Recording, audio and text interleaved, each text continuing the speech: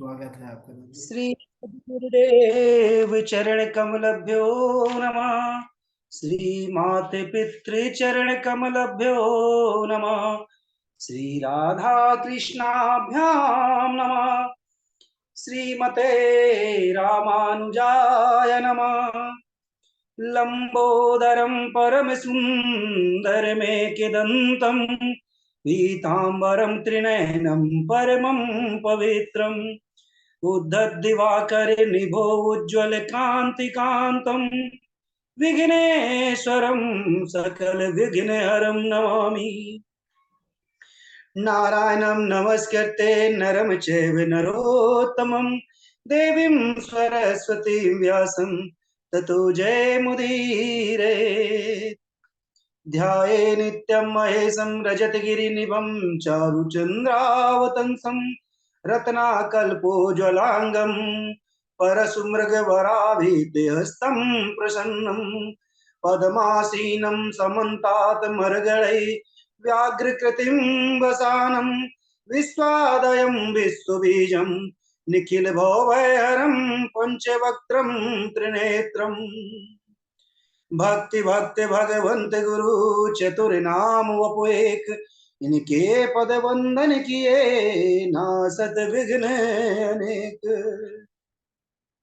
सिया राम मैं सब जगे जानी, करहूं प्रणाम जोर जुगे पानी। आये हनुमंत विराजिए, कथा करूं मति अनुसार, प्रेम सहित द्रादीन धरूं पधारिए पवन कुमार।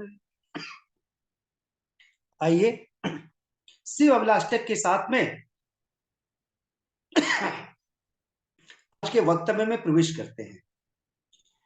और आज का जो मुख्य रूप से वक्तव्य है वो विद्येश्वर संहिता के बारे में है।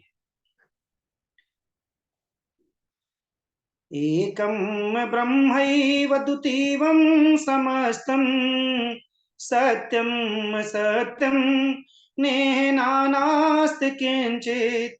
एको रुद्रा न द्वितीयो ततस्ते, तस्मादेकं त्वां प्रपद्ये महेशम्। एका कर्ता त्वं हि विश्वस्य शम्भु, नानारूपेष्व एकरूपेष्वरूपा। यदवात प्रत्यस्व स्वर्ग एकोपनेकस्तस्मान्नान्यं त्वां विनेशं प्रपद्ये।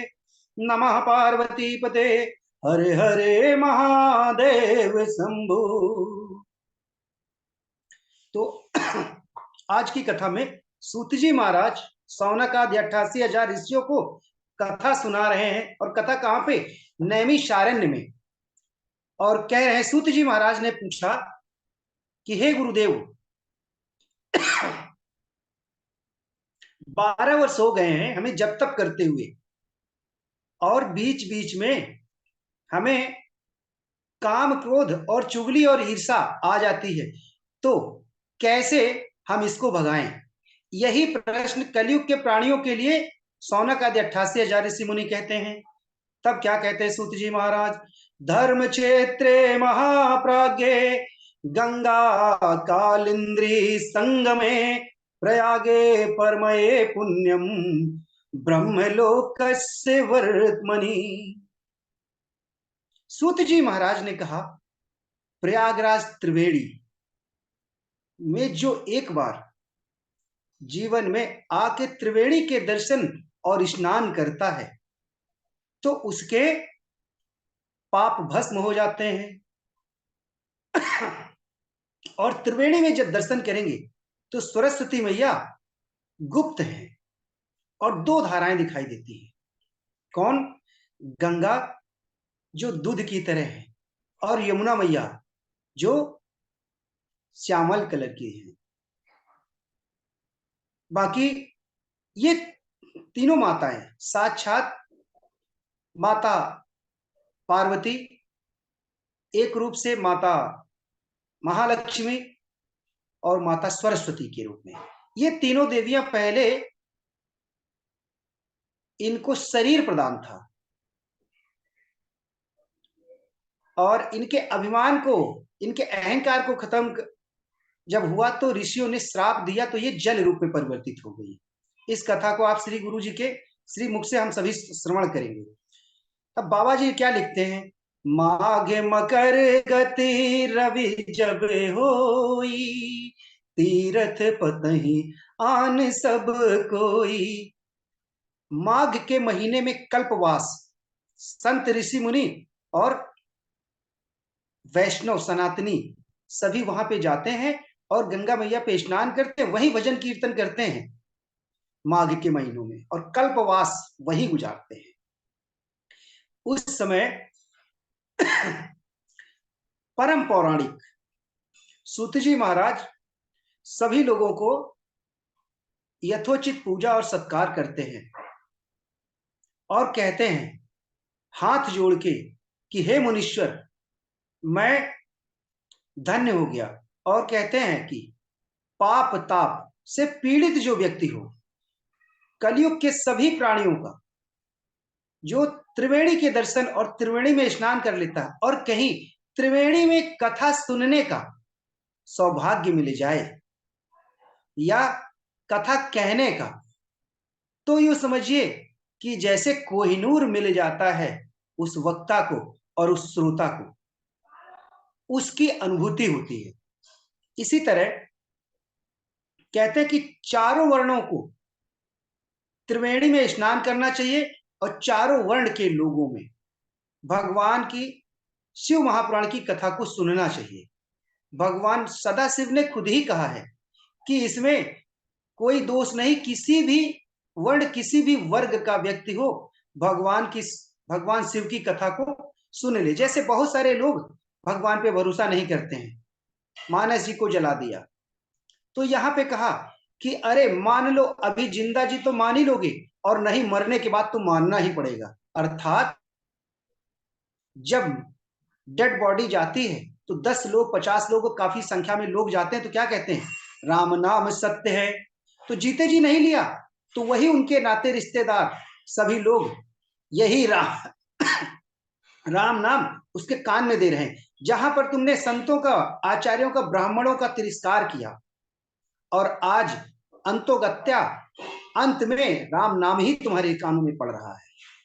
ऐसा जब कहते तो सूत जी महाराज, सौनक आदि 88,000 ऋषि मुनि प्रसन्न हो जाते हैं कि महाराज क्या कलिकाल में ऐसे भी लोग हैं कि बुराई करते हैं, चुगली करते हैं, ईर्ष्या करते हैं और पाप भी करते हैं। तो एक नाम शिव का लेने मात्र से, कहते हैं कि शिव महापुराण कहती है कि एक नहीं, आधा नहीं, एक क्षण भी मरने के कुछ क्षण पहले अगर भगवान शिव का नाम तुम्हारी जिह्वा से निकल आता है तो भगवान शिव के लोक में वो मरता हुआ व्यक्ति जाता है। लेकिन मेरे प्यारे, ये होगा क्या, जब नित्य गुरु की शरणागति में रहेंगे, नित्य कथा का श्रवण पान करेंगे तो ही हो पाएगा, और नहीं तो मरते वक्त तो हो सकता है वेंटिलेटर में पड़ जाए, ऑक्सीजन लग जाए। इसीलिए प्रयास पहले से करना चाहिए। अब सूत जी महाराज कहते हैं एतेषां नष्ट बुद्धीनां स्वधर्म त्यागशीलिनां परलोके प्रिय लोके कथम सूति गतिर्भवेत्। जिनकी बुद्धि नष्ट हो गई हो, जो मानव तन पाने के बाद में भगवान की कथा को सुन नहीं सकते हैं, और ये जीवन तभी तरेगा। देखिए, ये शरीर अधम से अधम, पापी से पापी है। ये शरीर चाहे जितना सुंदर हो,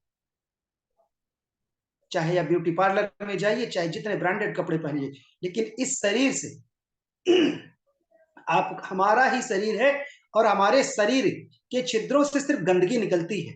ये नासिका भी हमारी है और इस नासिका से जो मल निकलता है वो हमारा ही है। हम उसको देख के घृणा करते हैं, लेकिन ईश्वर ने इस मानव तन में 2 चीजें प्रदान की। क्या? ये जिह्वा और सुनने की शक्ति।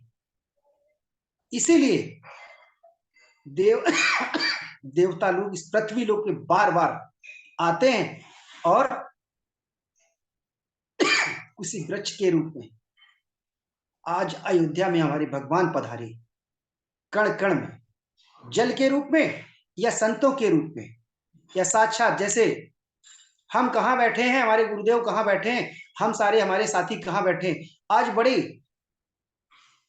पावन घड़ी और पावन पुण्य, करोड़ों जन्मों के पुण्य, यहां तक कि मानस में तो बाबा जी ने खुद लिखा है और कहा कि कथा वो सुनता है और कथा वक्ता वो बनता है जिसके पूर्व जन्म के सारे पाप खत्म हो गए हों, वही सुनता है और वही कथा वक्ता बनता है। भगवान शिव ने उदाहरण दिया कि भगवान शिव अपने परिवार के साथ में कुंभज ऋषि के आश्रम में कथा सुनने जाया करते थे और भगवान ने खुद कहा कि मैं साक्षात देवों के देव महादेव होकर जब मैं कथा सुनता हूं, और अकेले नहीं, भगवान शिव माता सती के साथ जाते हैं। सती संग मानस में दुआ आता है, सती के संग भगवान गए। इसीलिए कथा कभी भी सुने, कथा का हम प्रचार भी कर सकते हैं कि हम राम देशिक प्रशिक्षण केंद्र से कथा का अध्ययन कर रहे हैं, तो इससे क्या होगा, एक दान होगा, हमारे वाणी से कहे हुए कई लोग जुड़ेंगे, तो ये एक हम पुण्य का भी काम कर रहे हैं। तो भगवान शिव ये कहते हैं कि हम देवों के देव महादेव होके हम कथा सुनते हैं गुरु के मुख से, तो ये मानव क्या कलयुग का प्राणी अगर नहीं सुनता है तो अंत में कष्ट तो सहेगा ही सहेगा। एक चीज और संत जनों से मैंने सुना, और क्या, हमारी माताएं महान है, श्रेष्ठ हैं, और उनके द्वारा ही ये जगत जननी, ये संसार चलता है।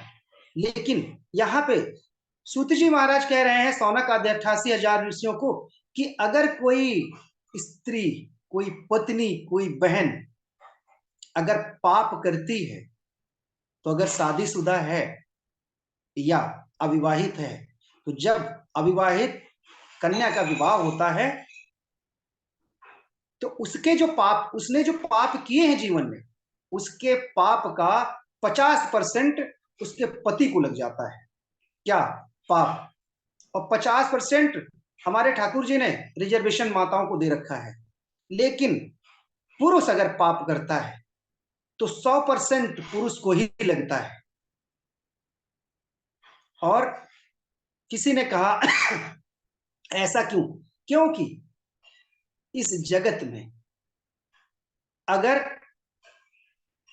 कहते हैं मात्र शक्ति, और भारत में अगर शक्ति है, कोई शक्ति है तो सिर्फ नारी शक्ति है, और नारी शक्ति ही महान है।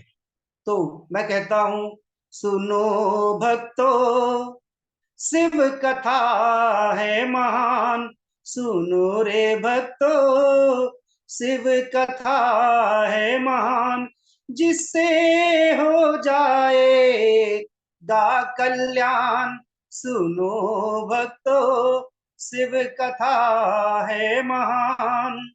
ऐसे सूत जी महाराज सौनक आदि 88,000 ऋषियों को कह रहे हैं।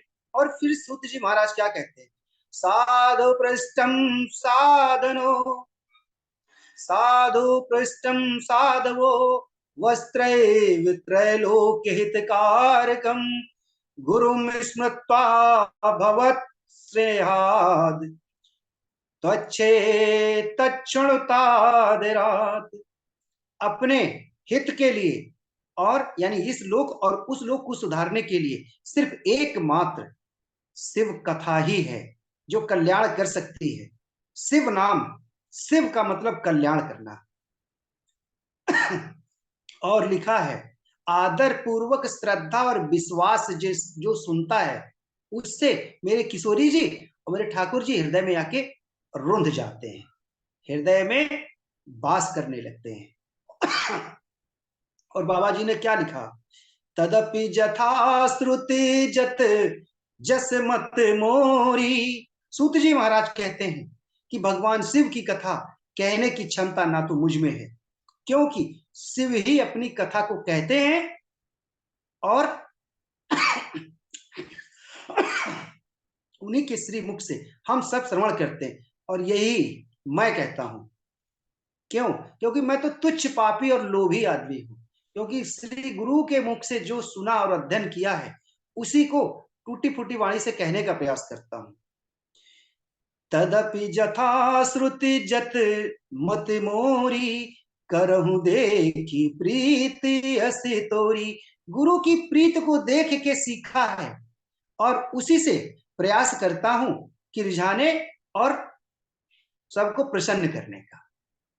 और अगर हमारे वाक्य आपको अच्छे लगते हैं तो आप कमेंट बॉक्स में लिख सकते हैं कि कुछ भी। इससे क्या होता है, वक्ता के मन में एक प्रोत्साहन मिलता है कि वास्तव में जो कुछ कहा, क्योंकि ये मेरी वाणी नहीं, ये गुरु के मुख से दी हुई वाणी है। और इसी वेदांत के सार को सूत जी महाराज कहते हैं, वेदांत सार सर्वस्वम पुराणाम चैवमुत्तमम सर्वाघो द्वारकम परत्र परमार्थदम। यानी शिव कथा तो वक्ता और श्रोता दोनों को तारती है। और यहां भागवत जी में तो मैंने एक चीज सुना है कि वक्ता के मुख से अगर कोई श्लोक त्रुटि भी हो जाती है या कोई दृष्टांत बताने में गलती हो जाती है तो मेरे प्यारे श्याम सुंदर कन्हैया उसे क्षमा कर देते हैं। वेद व्यास जी महाराज इसी पुराण को बहुत अच्छी तरीके से कीर्तन कथा और कहते हैं कि जो कीर्तन करता है, कथा सुनता है, कथा करवाता है तो उसको अनंत गुना फल की प्राप्त होती है। उसी समय सूत जी महाराज व्यास जी महाराज के पास आते हैं और कहते हैं कि तब व्यास जी महाराज कहते हैं कि कथा कभी भी कहे तो ध्यान पूर्वक आधा घंटे पहले भगवान को अपने हृदय में वास करके कहने, हृदय में वास करके जो कथा का दृष्टांत आज कहना है उसको अपने मन बुद्धि में स्मरण करें। तभी कहा कि वक्ता का आचरण कैसा होना चाहिए। दिने दिने अश्वमेधस् फलम प्राप्नोति संशयम। यानी शिव कथा सुनने और कहने से अश्वमेघ यज्ञ का जो फल मिलता है वो शिव कथा कहने वाले को, सुनने वाले को मिलती है। इसमें 7 संहिताएं हैं, विद्येश्वर संहिता, रुद्र संहिता और कोटि रुद्र संहिता, उमा रुद्र संहिता, वायव्य संहिता। जैसे विद्येश्वर संहिता का आप वर्णन सुन रहे हैं, रुद्र संहिता भगवान रुद्र के चरित्रों का कथा सुनेंगे और कोटि रुद्र संहिता और उमा संहिता में माता उमा, माता पार्वती का वर्णन सुनेंगे। और कैलाश संहिता में भगवान शिव जब मैया के साथ विवाह करके जाते हैं तो कैलाश की लीला का वर्णन होता है। और वायव्य संहिता में अन्य राजाओं का वर्णन होता है। इसी तरह से 7 संहिताएं हैं और 1,00,000 श्लोकों से व्यास भगवान ने शिव महापुराण का लिखा। लेकिन 1,00,000 श्लोकों को पढ़े कौन? तो संक्षिप्त रूप से कर दिया, 24,000 श्लोकों का ये शिव महापुराण बना और 12 खंड थे, जिसमें कि 7 रुद्र संहिता के रूप में, 7 खंडों के रूप में ये संहिताएं बनी। आगे सूत जी महाराज कहते हैं, तावत कलि महोत्पत्त्या सच्चन संति निर्भया यावत् शिव पुराणामि नोदेयस्यन्ति जगत्तहो। कलयुग में, कलयुग के प्राणी उत्पात करेंगे, अपराध करेंगे और उन्हें पता नहीं होगा कि धर्म क्या है और अधर्म क्या है। अब थोड़ा सा कहते हैं कि हम धर्म को नहीं मानते हैं, तो हम तो मानव धर्म को मानते हैं। अब महाराज, मानव धर्म क्या है? क्या मानव धर्म किसी स्त्री को कमेंट करना, किसी पर स्त्री को देखना, ये मानव धर्म कहता है। क्या मानव धर्म ये है शराब पीना? क्या मानव धर्म ये है मांस खाना? क्या मानव धर्म ये है कि चुगली करना?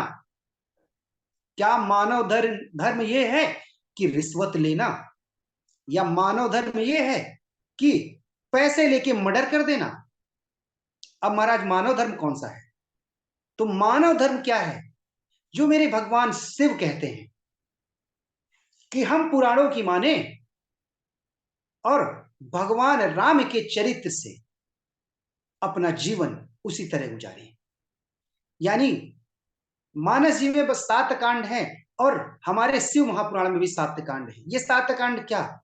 अब मानस से समझिए बाल कांड, फिर अयोध्या कांड और फिर आरण्य कांड। अब महाराज पहले बाल कांड क्यों और फिर अयोध्या कांड क्यों और फिर आरण्य माने जंगल? आप सभी विद्युत जन विद्वान हैं।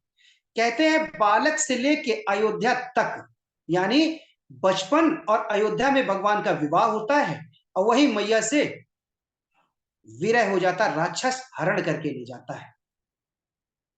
तो बचपन से लेके जवानी तक अगर भगवान की कथा उसके जीवन में आ जाए तो वो घर स्वर्ग से सुंदर हो जाता है। कभी उस घर में दुष्टता और कलयुग वास नहीं करता।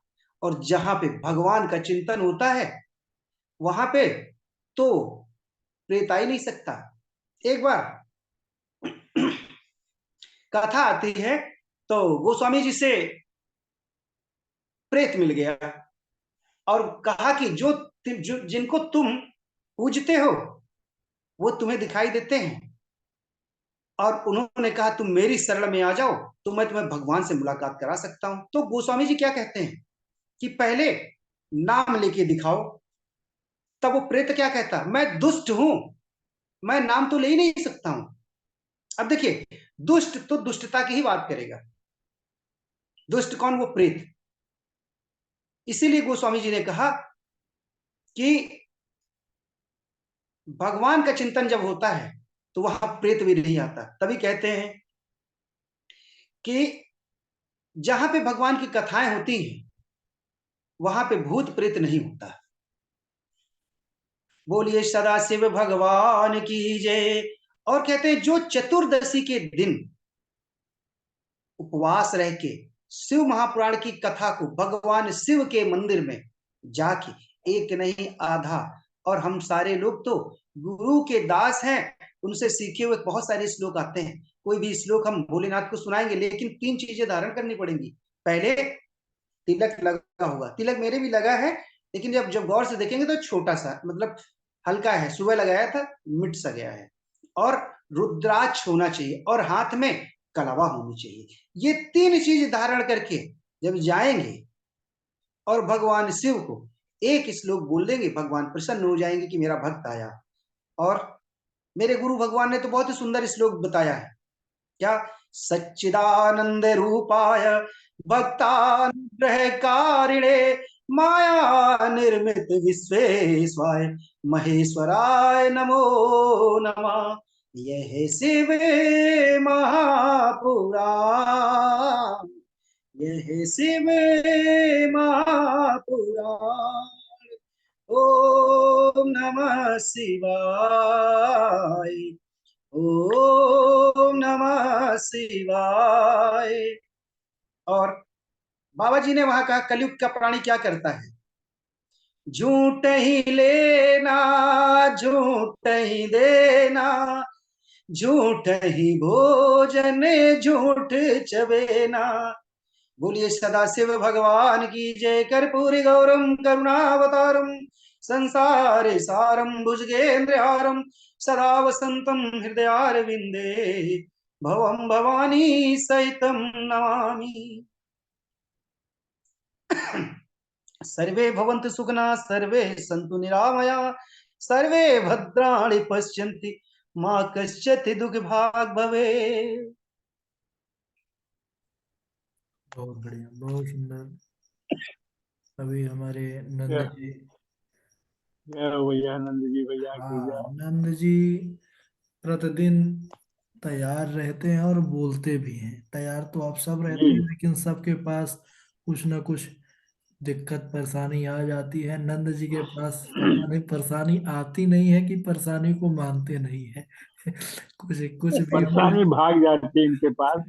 नहीं, परेशानी तो पीछे किसी के छोड़ती नहीं है, लेकिन ये है कि ये बहुत बहुत बढ़िया है। कोई बिरले में ही ऐसा होता है कि सम परिस्थिति हो या विषम परिस्थिति, कई बार तो मिल जाता है समस्या, कोई ना कोई समस्या कि भाई आज ऐसा है वैसा है। लेकिन नंद जी भाई कभी ऐसा नहीं बोले कि आज ऐसा है कि वैसा है। ये जी गुरु जी जी जी। आपने बहुत बहुत मतलब गूढ़ बात आपने बोली।